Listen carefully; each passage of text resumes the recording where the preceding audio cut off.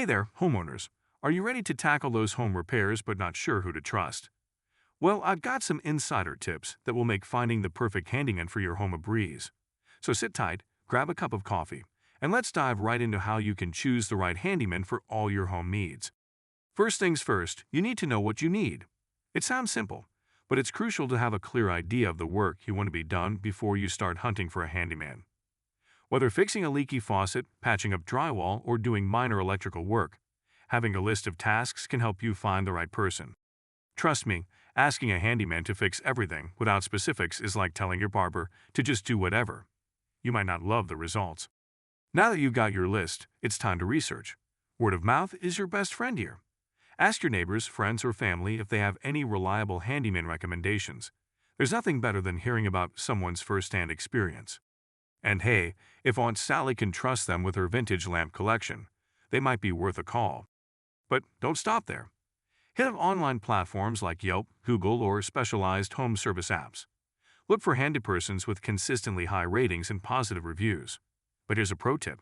Don't just look at the stars. Please read the reviews to see what people say about their reliability, professionalism, and artistry. Look out for those red flags, like complaints about showing up late or leaving a mess behind. Those are big no-nos. Next, it's time to verify those credentials. This isn't just about trust. It's about ensuring the handyman has the right skills for your specific job. Depending on where you live, some tasks, like electrical or plumbing work, might require a licensed professional.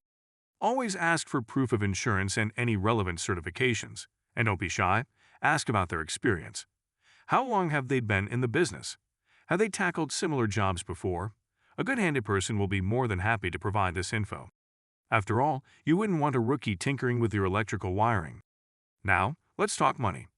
One of the biggest mistakes people make is going with the first quote they get. Sure, it's convenient, but there might be better deals. Getting at least 3 quotes for the same job can give you a better idea of the going rate. But remember, the cheapest option is only sometimes the best. If one quote is significantly lower than the others, it could be a red flag. They may be cutting corners or not fully understanding the scope of work. Always compare what's included in each quote, materials, labor, timeline, to make an informed decision. Here's where you need to put on your business hat. Once you've chosen your handyman, always, and I mean always, get everything in writing. This includes the scope of work, costs, payment schedule, and timeline. Verbal agreements are excellent, but you'll want that paper trail if something goes wrong.